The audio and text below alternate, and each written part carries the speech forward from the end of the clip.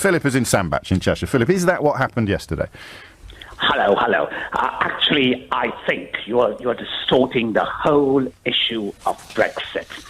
We, the electorate, were asked by MPs for a very clear instruction. I have been over this quite a few times. Can we confine ourselves to what happened in the House of Commons yesterday?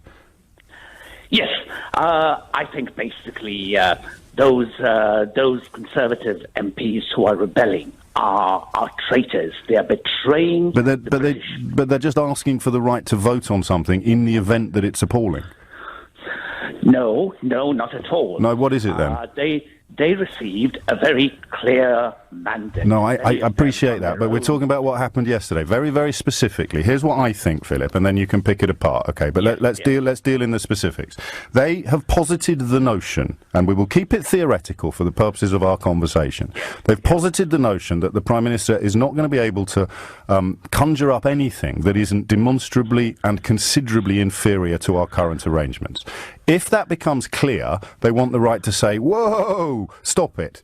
And the government or the parliamentary majority and people like you don't want them to have the right to put the brakes on if it becomes absolutely obvious that we're driving into a brick wall. Now, what's wrong with that analysis, do you think? Yes, because the alternative they're suggesting would keep us in the EU by the back door. No, but that's not what happened I'm talking very specifically about what happened in the House of Commons yesterday. They say we must have the right to apply the brake if it becomes absolutely obvious that we're driving into a burning building. And you say, no, even if we're driving into a burning building, we must not have a brake. Yes, I agree, because... Yeah, I thought you might, actually. Yes. If the Prime Minister can't... You did hear the words that came out of my mouth. I said, if we're driving into a burning building, Philip in Sandbach doesn't want us to not only apply the brake, he doesn't want us to even have a brake. If Brexit means falling off a cliff edge, so be it. I salute your honesty, Philip. I salute your honesty. That's what we voted for. Absolutely. We voted to fall off a cliff edge and to drive into a burning building. We did indeed. No, you're right, we did. Is there any way we can prove that you rang in of your own volition, that you're not an actor, that you haven't been put up to this? Because I'm now going to get bombarded with emails saying... oh, carefully handpicked and filtered from all the cowards who haven't got the guts to ring in themselves. Can we prove that you're real? Yes. How? I'm actually a Brexiteer. Well, I know that, Philip, because I speak to people like you every day, but other people aren't quite as honest as you are, and they still think that there's an intelligent analysis of the stuff you've just said. I've stood for UKIP 4 times. There you go. As a candidate. You see? I'm an ex-UKIPper. Bingo. The real deal. What did you vote for? We voted for pain and oblivion. And just talk me through the positives, the things that, when I put on the scales, that we're going to be poorer, that we're not going to be able to trade with the largest single market in the world, that we're going to be damaged. Well, the outgoing head of the CBI says that large parts of the car industry today are going to go extinct if we don't stay in the customs union. So I put all that on the scales on this side, all the measurable materials. You haven't mentioned immigration. Exactly that. So you put on the other side the stuff that really makes it all worthwhile. Go. Immigration is the greatest threat that's faced us since the Second World War. It is, mass immigration. Absolutely. Mass immigration leads to third world ghettos. It does, yes. And that's creating the enemy within. Right, you are. That's why. Yes. That's why we voted to leave. It is, yes. It was a clear ghettos and the enemy within. Yes. So you're talking about ghettos of continental European people, like sort of Little Venice. The open door to Europe is also an open door to the rest of the world. But it isn't, though, is it? What do you mean it isn't? We've had 20,000 Somalis come to Britain via the Netherlands. Right. And how many of them are in Sandbach? Sandbach is 98% white British. Well, I suppose...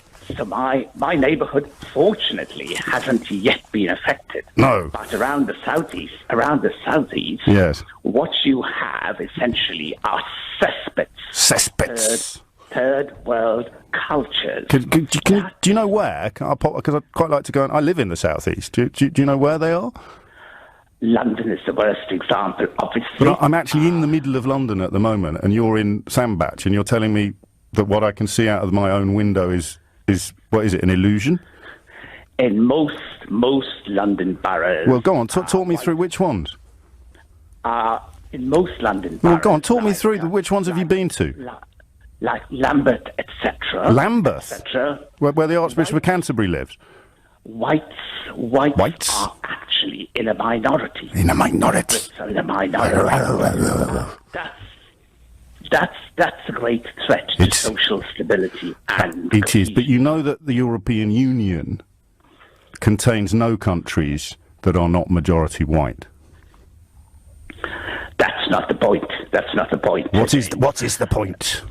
The point is where you've got these large immigrant ghettos who are living like in Lambeth, within their own cultures, of French people and Italians and Spanish moral framework. We end up with social with chaos, right, and a lack of social cohesion. We do a lack of social cohesion. What does cohesion mean, Philip? It means neighbourhoods coming together and communities coming together. As long as they're not brown. Subscribing. I happen to be an East African Asian myself. Of course you do, Philip. Of course you do. And do you live in a ghetto? No, I've chosen to live in a town that's 98% white British. Right, you are. And are you the enemy within? I'm an assimilationist. Can you prove that you're not the enemy within, Philip? A few of us, James. Prove it, Philip. To assimilate. A few of us have chosen to assimilate. And there you have it. Just for the record, you are 100% real, Philip. And you've rang up entirely of your own volition, and you're not an actor or a stooge or anything like that. You're a full-time UKIP candidate. Am I right or am I right? I stood 4 times for UKIP. I'm no longer a member. I'm an ex-UKIPper. Okay, mate. I stood 4 times for UKIP. Have a great day. It's 21 minutes after 10.